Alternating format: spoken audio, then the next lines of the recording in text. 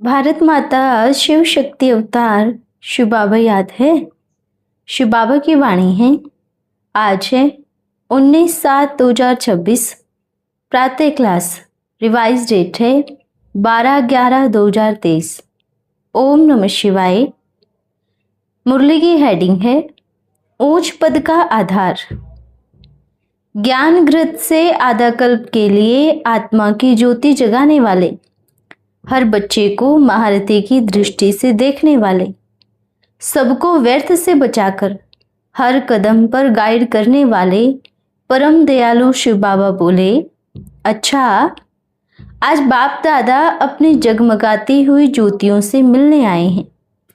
आज बाप दादा सभी बच्चों की लाइट को चेक कर रहे थे, किसकी कितनी तेज रोशनी है, किसकी धीमी है, किसकी एकदम धीमी है। सभी को प्यार तो बहुत है, निश्चय भी है, फिर क्या बाकी था। अच्छा, प्यार और निश्चय अपनी अपनी समझ के अनुसार है।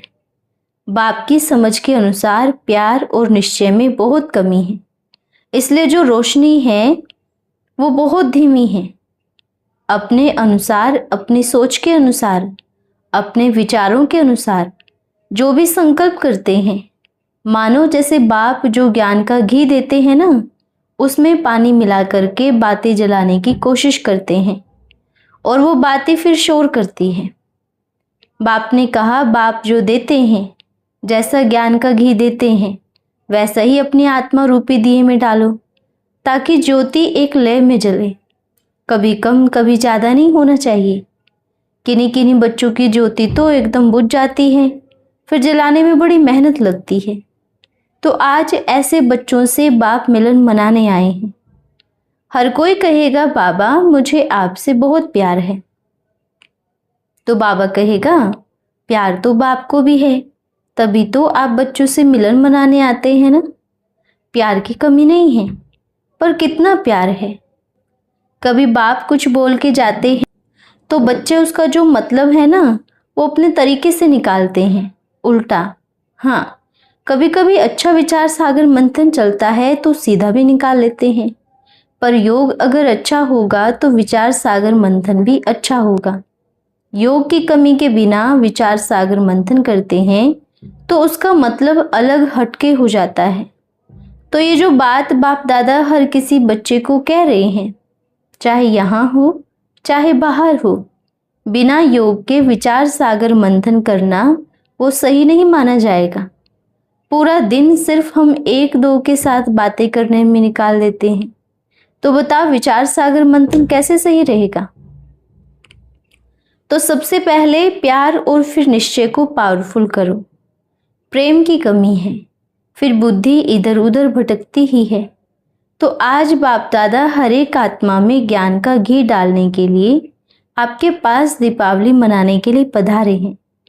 आप सबको दिवाली की शुभकामनाएं। आप सभी आत्माओं की ज्योति जगी रहे। आपकी ज्योति में इतना ज्ञान का घृत हो कि कभी आधा कल्प तो क्या, द्वापर युग तक भी वो ज्ञान का घृत खाली ना हो। आपके ज्ञान के घृत के भंडारे सदा भरपूर हों। आज बाप सभी बच्चों को ये वरदान देते हैं। अब अपनी बुद्धि रूपी झोली फैलाओ और बाप ने जो दिया है उसको लो। आप लेंगे तभी बाप देंगे। आपने लिया ही नहीं तो मानो आपका यहाँ रह गया, तो फिर काम में कैसे आएगा। दाता के बच्चे कैसे होते हैं, देने वाले होते हैं ना। दाता के बच्चे हो ना। कौन कौन दाता के बच्चे हैं, एक बारी फिर से चेक कर लो। दाता के बच्चे हैं, है। दाता के बच्चों के मन में मांगने का एक ख्याल भी नहीं आएगा, एक संकल्प भी नहीं आएगा। क्या आप वो हो। बाप कहेगा, अगर मांगते हैं, चाहे कुछ भी हो, ज्ञान कहो, लौकिक धन कहो, कुछ भी कहो, तो अभी वो दाता के बच्चे पूरे बने ही नहीं हैं और दानी है ही नहीं। वाणी से मांगना तो बहुत दूर की बात है, मन में भी सूक्ष्म संकल्प उठा कि मुझे लेना है, मुझे चाहिए, तो बाप कहेगा अभी दाता के बच्चे नहीं हैं, मांगना बारी बारी। बाप यही कहेगा, अगर इस मामले में सीखना है तो फॉलो ब्रह्मा बाप, नंबर 1 आत्मा से सीखो और जगदम्बा से सीखो। उनके पास चाहे कुछ भी नहीं, एक कणा दाना भी नहीं, पर फिर भी स्थूल में छोड़ो, सूक्ष्म में भी कभी मांगने का ख्याल नहीं आया। ब्रह्मा बाप ने कैसी कैसी परीक्षाएं देखी, लेकिन कभी भी ऐसा विचार नहीं आया कि किसी को या गवर्नमेंट को संदेश पहुंचाकर कहे कि हमारे पास अनाज खत्म हो गया है, आप हमारी थोड़ी मदद करो। अगर करना है तो फॉलो ब्रह्मा बाप। कभी वेस्ट नहीं किया। वेस्ट किसको कहते हैं? आपके पास सब कुछ है, फिर भी आंखों ने देखा और दिल ने कहा ये चीज उठा लो, और वो चीज आपके पास है। इसको बाबा कहेंगे कि आप जो भी धन यूज कर रहे हैं वे बाप का ही है, और जो आप वेस्ट कर रहे हैं, आप सभी बच्चे चेक करो। महारथी की निशानी। एक 15 वर्ष वाला बच्चा भी है, 20 वर्ष वाला बच्चा भी है। बाप की नज़र में जो बाप के यज्ञ का सफल करती है या करता है, बाप उसको कहेगा महारथी। शरीर या ज्ञान की उम्र भले कितनी भी बड़ी क्यों ना हो जाए, अगर अभी भी वेस्ट करते हैं तो वो कभी महारथी बन नहीं सकता, क्योंकि अपने मन पे कंट्रोल ही नहीं है। कंट्रोल नहीं होगा तो महारथी बनेगा कैसे? महारथी की निशानी है बाप के प्रति समर्पण। जो बाप ने कहा जी बाबा, चलो आज बाप ने कहा आपको वेस्ट नहीं करना है और आपको जरूरी है तो भले लेके आओ। आज हम ये सब चीजें क्यों बता रहे हैं जानते हो? क्योंकि जगदम्बा भी समझानी देती है तो भी बच्चे अपनी मनमत चलाते हैं। जगदम्बा बात को रेफर करती है प्रजापिता ब्रह्मा को, तो हम उनको डायरेक्शन देते हैं, जाओ बच्चों का भाग्य बनाओ। अगर वर्तमान समय इनको डायरेक्शन नहीं मिला तो इनका पद बहुत नीचा हो जाएगा। तो जगदम्बा ने भी कोशिश की, ब्रह्मा बाप ने भी कोशिश की। अब ब्रह्मा बाप ने बात को आगे पहुंचाया कि बाबा हम तो बड़ी समझाने देते हैं, पर बच्चे यूं के यूं ही है, टस से मस नहीं होते इस मामले में। तो अब हमारे बात तो कोई है नहीं जो हम बात को आगे पहुंचावे। अभी ये बहुत छोटी चीजें हैं, पर कमाल की बात है कि ये छोटी छोटी चीजें बाप को बैठ समझानी पड़ रही है। इसका ज्ञान से कोई ताल्लुक नहीं है, यह सेवा है, ये हमारा भाग्य गवा देगी। आज बाप को इन सब छोटी छोटी चीजों पर अटेंशन खिंचवाना पड़ रहा है। कमाल की बात यह है कि यज्ञ का कोई कार्य आपको आता है पर आप करेंगे नहीं। उस कार्य को करवाने के लिए बाहर से बुलाया जाता है, उसको पैसा देकर के वह कार्य कराया जाता है। कमाल है। आपको नॉलेज है, नॉलेज होते हुए भी हम सोचते हैं नहीं हम तो महाराजा हैं, राजा हैं, हम इतना छोटा कार्य कैसे कर सकते हैं। बाप तो करा लेगा, पर आपका क्या होगा? अभी बच्चे चेकिंग करें अपनी, क्योंकि ये मत सोचना अरे बाबा तो हमारा है ना, हमारे पास में है ना, हमारे साथ में रहता है तो हमें थोड़ी कुछ कहेगा ना। धर्मराज के पास चाहे वह घर में बैठने वाला हो, चाहे वह उसका बच्चा ही क्यों ना हो, चाहे वह कहाँ भी बैठने वाला हो, उसके पास हर एक आत्मा का चोपड़ा है। अगर ऐसी चीजें अभी बाप को समझानी पड़े तो मानो अभी प्रेम की भी कमी है और निश्चय की भी कमी है। अगर प्रेम और निश्चय दोनों हैं तो अपने संस्कारों के जो वशीभूत हैं उन संस्कारों को परिवर्तन करें, क्योंकि अंतिम समय चल रहा है। मानो अंतिम समय आ गया। अभी 2 घंटे के बाद आपका शरीर छूटने वाला है और आपके मन में तीव्र इच्छा आई, मुझे ये चाहिए, मुझे वह चाहिए, मुझे ऐसा चाहिए और ऐसे चाहिए में आपका देह का त्याग हो गया। आप जहाँ चाहिए कि मार्केट में खड़े हैं ना, जब तक आपका दूसरा शरीर नहीं तैयार हो जाता तब तक आप उस मार्केट में ही घूमते रहेंगे भूत बन के। बाप के पास नहीं आ सकते फरिश्ते बन के, नहीं आ सकते। कैसे बनोगे फरिश्ता? क्योंकि आप एक संस्कार को लेकर के अपने इस देह का त्याग कर दिया, तो फरिश्ता कैसे बनोगे? सोच के देखो। अंतमति सुगति, अंतिम समय जो अवस्था होगी ऐसी ही अवस्था में शरीर छूटेगा। अभी आप बच्चे अपनी अपनी चेकिंग करो, क्या आप बन गए हो? चाहे वे कन्याएं हो, चाहे वे बहनें हो, चाहे कोई भी हो, बाप के सामने आज सब आत्मा रूप में बैठे हैं और बाप आत्मा से बात कर रहा है, शरीरों से नहीं। और बाबा ये नहीं सोच रहे हैं हाँ ये अभी बहुत थोड़े समय से ज्ञान में है, इसको समझाने देनी ज़्यादा अच्छी है, ये बहुत पुराने हैं तो इनको समझाने कम ना। आज बाबा की नज़रों में और बाप की लाइन में सब एक बराबर बैठे हैं। यहाँ कोई महारथी नहीं और कोई छोटा बच्चा नहीं, कुछ नहीं है। तो बाप की दृष्टि में हर कोई बच्चा महारथी है, छोटा या बड़ा बाप कभी नहीं देखते। हाँ, शरीर की उम्र के अनुसार हमें छोटों को बड़े प्रेम से और बड़ों को रिस्पेक्ट देना ये आत्मा का निजी गुण है कि हमें अपने बड़ों का, जो हमसे पहले इस संसार में आए हैं, जो हमसे पहले इस सृष्टि पर आई हुई आत्मा है, उसको हमें दिल से प्रणाम करना है, रिस्पेक्ट करना है। हे आत्मा, आपने हमसे पहले इस दुनिया को देखा है, तो आप हमसे हमारे इस देह रूपी चोले से, आपका देह रूपी चोला बड़ा है तो हम आपकी बात की रिस्पेक्ट करते हैं। और जो बड़े हैं, छोटे बच्चे बन के आए हैं, तो आपको क्या कहना है? हे आत्मा, मैं तो आपसे पहले आया हूँ, मैंने बहुत कुछ देखा है, बहुत कुछ किया है, अभी आपकी बारी है। देखो, मैं आपको सब बताऊंगा यहाँ पर क्या होता है, कैसे होता है। तो आपका इस सृष्टि पर मैं वेलकम करता हूँ।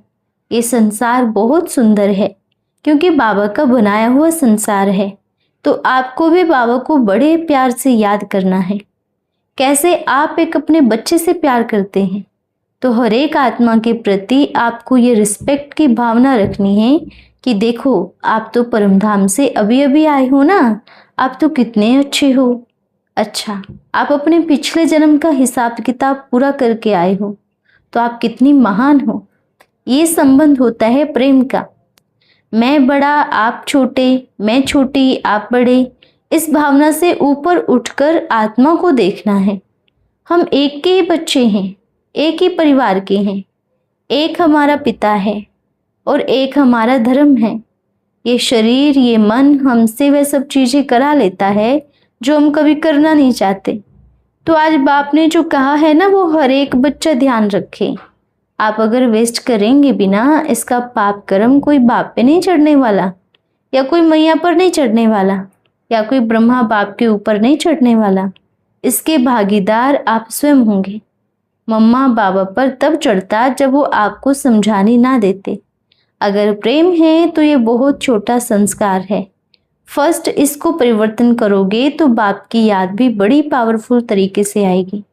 और बाबा बैठकर आपसे बातें करेगा, आपको कहेगा आप ऐसे करो, ऐसे नहीं करो, आप ये करो, आप ये नहीं करो, आपको ऐसा करना चाहिए, आपको ऐसा नहीं करना चाहिए। अगर बुद्धि में बाप की याद होगी तो बाप देगा ना। अगर आपके मन में बस वही व्यर्थ चीजें चल रही हैं तो बाबा को स्थान कहाँ मिला बताओ। बाबा को स्थान दो तो बाबा आपको हर कदम में गाइड करेगा। अच्छा बच्चों, आज किसका दिन है? आज दीप राजा और हम दीप रानियों का, दीप राजा और दीप रानियों का दिन है। तो क्या दीप रानियां दीप राजा से खुश हैं? नहीं, खुश हैं। सभी रानियां खुश हैं। रानी खुश हो? अपने आप को रानी समझती हो रानी या देवान है ना? मैं तो पुरुष हूँ, समझते हैं रानी। आज रानी की फीलिंग लो, फील करो मैं रानी हूँ। नहीं हो पा रहा है ना? जिसका नहीं हो पा रहा है मानो वो बहुत कड़े देवीमान में है। अच्छा, इधर तो सबको हो रहा है कि मैं रानी हूँ, हो रहा है सबको, हो रहा है, इधर नहीं हो रहा है। अच्छा, आपका है? अगर हाथ खड़ा कराएं तो मेजोरिटी खड़ा कर लेंगे। देखो, वो रानी बैठी है, एक्शन भी रानी की जैसे ही कर रही है। अच्छा, बहुत अच्छा। फील करो कि मैं दीप राजा की रानी हूँ। नहीं कर पा रहे हैं, रानी बन गए। आज बिना फील कराए तो नहीं जाएंगे। फील किया? रानी बने, मैं रानी हूँ ऐसा बने हो। ये जो फील है, आप देखो दीप राजा आपके सामने है। देह अभिमान छोड़ दो, पहले देह का भान छोड़ दो, पहले देह का भान त्याग दो। ये शरीर नहीं है। आप सोचो आप रानी हो, आप दीप राजा की रानी हो। ये तो शरीर का, ये तो पुरुष का चोला है। इसको त्याग के देखो, फील करो। मैं तो एक आत्मा हूँ, छोटा सा चमकता हुआ एक सितारा हूँ। मेरे सामने दीप राजा बैठा है, एक मणि हूं मैं। उस चीज को फील करूं, दे अभिमान को किनारे करूं। बाप ने पहले भी कहा है, जो लक्ष्मी और नारायण का पुरुषार्थ करेगा वो ऊंच पद नहीं पा सकता, और जो आत्मा बनने का पुरुषार्थ करेगा ऊंच पद उन्हीं बच्चों को मिलेगा। आप समझोगे कि मैं ये हूं और मैं नारायण ही बनूंगा, ये पुरुषार्थ नहीं। बच्चियां सोचे कि मैं लक्ष्मी ही बनूंगी, ये पुरुषार्थ नहीं। अगर आत्मा का पाठ पक्का किया कि मैं आत्मा हूं और जो भी मेरे पुरुषार्थ के अनुसार मैं लक्ष्मी बनूं या नारायण बनूं, मेरे पाठ के अनुसार आप जो भी पद देना चाहते हैं बाबा, मुझे सब स्वीकार है। तो अपने आप की चेकिंग करो, क्या आत्मा का पाठ पक्का है? हमें तो पक्का है, क्योंकि भले मेल में आए या फीमेल में आए, हमारे ऊपर मेल या फीमेल के संस्कार कोई प्रभाव नहीं डालते। आत्मा का पाठ पक्का। अब आप कहोगे बाबा आप थोड़ी जन्म लेते हो जो आपको शरीर का अभ्यास करना पड़े। नहीं लेते, लेकिन भले हम शरीर नहीं लेते, लेकिन आप बच्चों से इतना प्यार करते हैं कि आपके लिए हम शरीर भी लेते हैं। भले जन्म नहीं लेते पर शरीर तो लेते हैं ना। तो बाप को भी तो आपने कहा आके देखो इस दुनिया में। तो बाप ने कहा ठीक है, क्यों ना थोड़ा अनुभव कर लिया जाए इस दुनिया का। तो बाप ने दोनों तन लिए, मेल और फीमेल दोनों लिए, अनुभव किया ना। अच्छा बच्चों, ऐसे दीप रानियों को दीप राजा बाप दादा का अति मीठा याद प्यार और महालक्ष्मी की तरफ से और बाप की तरफ से गुड मॉर्निंग। जानते हैं कौन है महालक्ष्मी?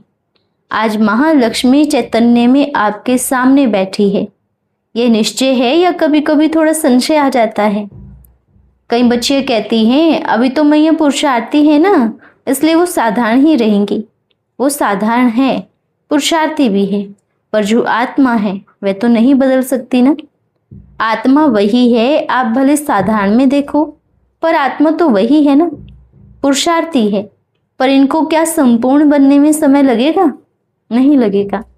आप सभी पहले अपने मन बुद्धि में इस बात को डाल लो, अगर आत्मा कहीं ना कहीं अटकी है तो मानो जो उसको मेन कार्य करना है, यहाँ तक पहुंचना है, बस वो उस कार्य के लिए अटकती है इधर उधर, भले कहीं भी उलझन में कहो, कैसे भी कहो, पर उसका जो कर्तव्य है और वह जो समय है वह समय पर ही पूरा होगा। इतना तो आपके साथ में है ना। अब आपकी दृष्टि है, आप महालक्ष्मी देखो या साधारण पुरुषार्थी देखो, ये आपकी दृष्टि है। ये महालक्ष्मी है। बोलते हैं ना, आप जब अपनी माँ से बाप से पैदा होते हो तो आप किसके बच्चे हो वो आपकी माँ बताती है ना। आपके पिता बोलते हैं कि आप मेरे बच्चे हो, ऐसे ही है ना। एक बच्चे को परिचय कौन देता है? बच्चे को तो नहीं पता मेरा बाप कौन सा है, बच्ची को भी नहीं पता मेरी माँ कौन सी है, पर बाप को और माँ को पता है कि ये मेरा बच्चा है। इसलिए बाप को पता है कि ये महालक्ष्मी है और इनको भी पता है यह माँ लक्ष्मी है। आपको भी मालूम है कि यह महालक्ष्मी है। आज पूरे सभी भारतवर्ष में सभी किसकी पूजा करेंगे? महालक्ष्मी की पूजा कर रहे हैं, पर जड़ में करेंगे। कमाल की बात यह है, इस पूरे भारत में ये छोटा सा घर और इस छोटे से घर में ये चैतन्य में महालक्ष्मी बैठी है। कमाल की बात है ना। और इन आंखों से देखने वाले आप महान सौभाग्यशाली हो कि इन आंखों से आप महालक्ष्मी को, इस आत्मा को देख रहे हो इस साधारण से चोले में। ये कमाल की बात है ना, कमाल की बात। कभी महालक्ष्मी के शब्द, बोल, चलन, व्यवहार उस पे कभी मत जाओ। ये हर एक आत्मा का पाठ परिवर्तन होता है संगम युग में।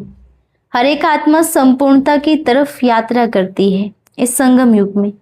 पर बस उस आत्मा को देखो जो बाप से पहले किरण निकली हुई वो आपके ऊपर आन गिरी, आपके साथ में है, आपके पास में है। और ऐसा नहीं है आपको लगता है बाबा जगह जगह मिलन कराने जाते हैं, ऐसा ही है ना। हाँ, लेकिन किसके कदमों को लेकर जाते हैं? महालक्ष्मी के कदमों को लेकर जाते हैं। क्यों? ताकि कोई भी राज्य वाले बच्चे यह ना कहें कि हमारे दर पर तो महालक्ष्मी आई ही नहीं। तो ये ब्राह्मण माँ बाप दोनों कर रहे हैं, माता पिता दोनों चल रहे हैं। इसलिए इस पूरे भारतवर्ष में यह सब यात्रा क्यों, ये चक्र क्यों? क्योंकि कोई कहेगा नहीं ना कि हमारे राज्य में नहीं आई, हमारे स्थान में महालक्ष्मी नहीं आई। कमाल की बात है, जब चलते फिरते देवताएं आए तो कोई भरोसा नहीं करता, पर जड़ मूर्तियों के ऊपर क्या क्या नहीं करते, कितनी पूजा करते हैं, है ना। और अच्छा, जब वे चले जाते हैं तब उनकी पूजा करते हैं और आंख खुलती है, अच्छा ये महालक्ष्मी हमारे पास में ही थी, हम कैसे बुद्धू थे, हमने इनको पहचाना ही नहीं। तो आपके पास में महालक्ष्मी किस में आई है? चैतन्य में आई है। ये चीज हमेशा बुद्धि में रखना। महालक्ष्मी माना महादानी, बाप के बाद महादानी में किसका नाम आता है? महालक्ष्मी का नाम आता है। तो कई बच्चे कहते हैं बाबा ये मेरी वस्तु है, मेरी चीज है। बाबा ने कहा ना, ये आपकी गलत फहमी है। ये माँ लक्ष्मी की थी पर उसने आपको दी है। वह अब आपकी थी पर वह समय का बड़ा विशेष ध्यान रखती है। समय पूरा हुआ वह चीज आप ही अपने आप आती है। कैसे? आप अगर किसी के पास कुछ सामान रखते हैं, आपने कहा मैं इसको 2 वर्ष के लिए रख रही हूँ या 10 वर्ष के लिए रख रही हूँ, ठीक है, और उसके बाद आपने तो रखा, भले ही उस पे अपने किया, पर अभी समय पूरा हो गया उसको वापस लौटाने का। तो यह महालक्ष्मी है, क्योंकि वापस नहीं लौटाएंगे तो बाप तो बैठा है ना, बाबा कभी छीनते नहीं हैं। ड्रामा ही ऐसा बना हुआ है। अच्छा बच्चों, फिर मिलेंगे। मिलेंगे? बच्चों ने कहा जी बाबा। आज जो कहा है उसको पूरा करेंगे? बच्चों ने कहा जी बाबा। तो अगली बार मिलेंगे। आप बच्चे कहते हैं प्रेम में बहुत ताकत है, प्यार की ताकत को कोई हरा नहीं सकता, भले कितनी भी ठोकरें खानी पड़े, कुछ भी करना पड़े, पर प्रेम ऐसी शक्ति है, ऐसा बोलते हैं ना। तो क्या आपको बाप से प्यार है? तो प्यार में क्या हम अपने छोटे मोटे संस्कारों को परिवर्तन नहीं कर सकते? हमने लक्ष्य लिया है महाराजा बनने का, पर हम एक छोटे से संस्कार के वशीभूत हैं, एक मोह के वशीभूत या एक अपनी आदत के वशीभूत।